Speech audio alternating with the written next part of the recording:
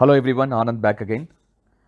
I'm very happy to share that this is 16th edition of my podcast, which is fourth month. But every week I'm releasing one podcast, and every Sunday, and this is the 16th week, which means 4 months we have completed.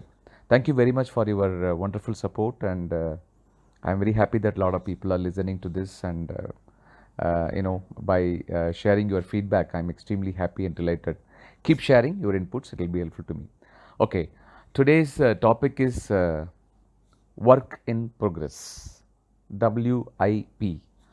This word, this one-liner, work in progress, is quite popular in the the organizations. Where we say, "Sir, we started some work.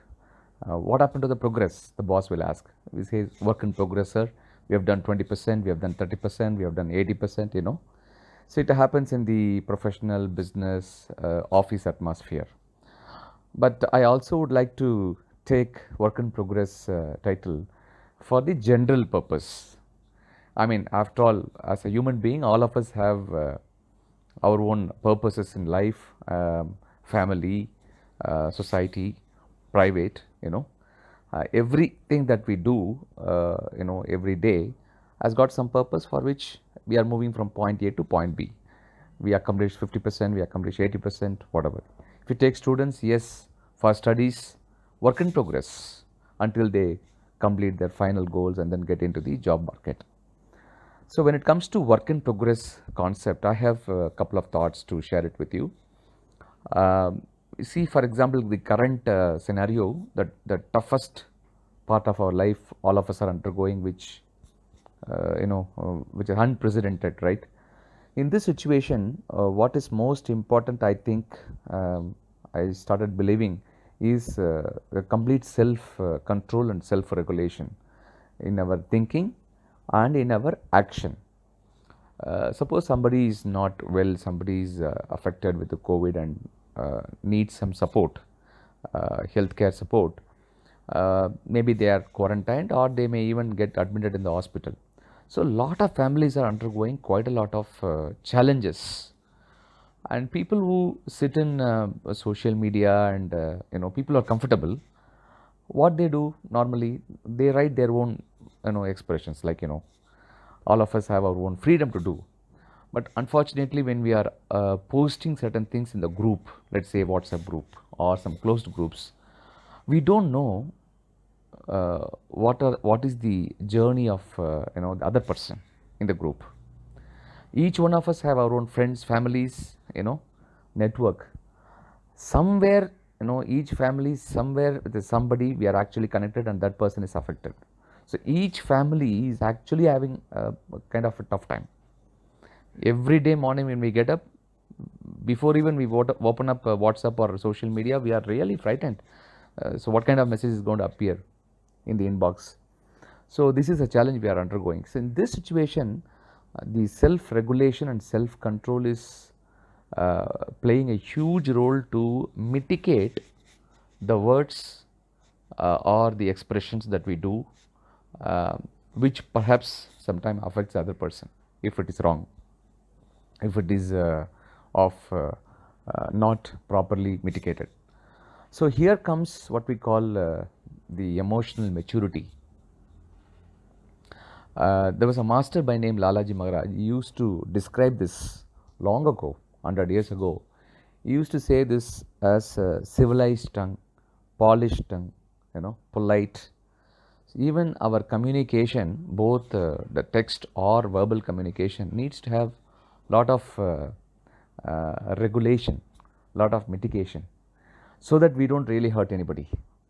Normally what happens is in groups, social media and WhatsApp groups, we could see the important people, like the celebrities or public figures or known people, not important people, known people, quite famous people, are sometimes succumb to lot of conversations, and those conversations actually led to a lot of the heart burnings, and they write with some objective, and it has been completely taken in a different note by the viewers or the readers, because they have their own freedom to assimilate information.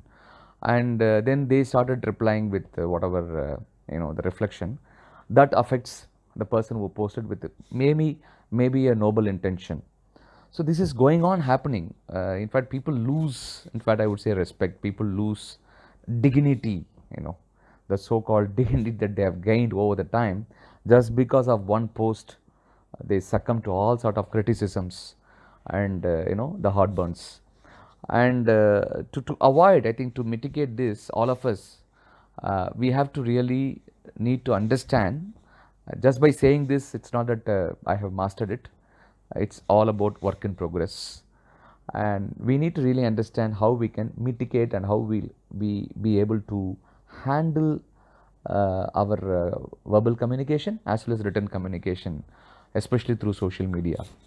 End of the day, whatever said and done, we get affected more than anybody else. When we post something and 10 people like it and 20 people reflect it negatively, people just simply come and post and go. They even forget and go. But the person who posted and receives all the negative criticism, if the heart is not strong, if the mind is not strong, obviously he gets really affected and demotivated. So finally, it boils down to what we call self-regulation and self-control. Um, my understanding is, in my learning is, before we post anything, I think we should type any information that we want to post. Probably we can take a little pause. Maybe we can wait for 1 or 2 hours or half a day, if that be the case, and check again, read again, as if I am one of the receivers or one of the persons who can critically examine the input, which would ideally help me to redraft my content so that it reduces the possibility of more criticism. I wouldn't say zero criticism, but criticism will come, because the moment we are in social life, public facing interaction, obviously we get to know different sort of reflection. So the ultimate emotional maturity is one, we should be able to mitigate all these things with the self-regulation and self-control, and look at the content as if I am the receiver, I am the reader, or the opposite person, the person who receives and reads and reflect, so that I'll be able to correct myself before I really publish it or before I take a phone call and speak to somebody. So this would largely help us to avoid odd buns between the people.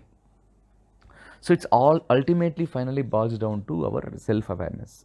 See, when I used to go to gym some time ago, my gym master used to say, when I do hip exercise, there are several exercises. One of the exercises that I did was hip exercise. When I do hip exercise, he used to always come and tell me, Anand, sir, you focus your mind in the hip, in your hip. Though you are doing exercise, okay, the legs moves and the hip gets the required strength or practice, but your mind should be fixed in the hip. Then only it will give you better results. Meaning, when we eat, we must focus our mind for the eating. While eating, when we do something else, actually your mind is somewhere, but your hand is fighting with your mouth, just filling it. So one, you don't really nourish. Number two, you don't enjoy. Three, you don't know what you are eating, and you will not get the desired results, holistically speaking. So even when we do exercise, the mind should be fixed. For the particular exercise, if suppose if you do pranayama, if you do breathe in, breathe out, and you need to focus, you need to fix your mind there in the heart, in the breathing space, so that you will enjoy it and it becomes complete, 100% complete. Same as the case for anything that we do in our life. I think we should be able to have self-awareness, and which will bring self-regulation, which will bring self-control, so that we produce better output, we express better to the other person. So all of us are in what we call work in progress, especially during health crisis. When we go to hospitals, when we handle people, we must have a complete self-control and self-regulation, so that we avoid odd burns, which largely resolves many of our mental issues, health issues. Please take care of yourself. I'll see you next week. Thank you very much. If you like it, kindly share it with your friends and families. Bye bye.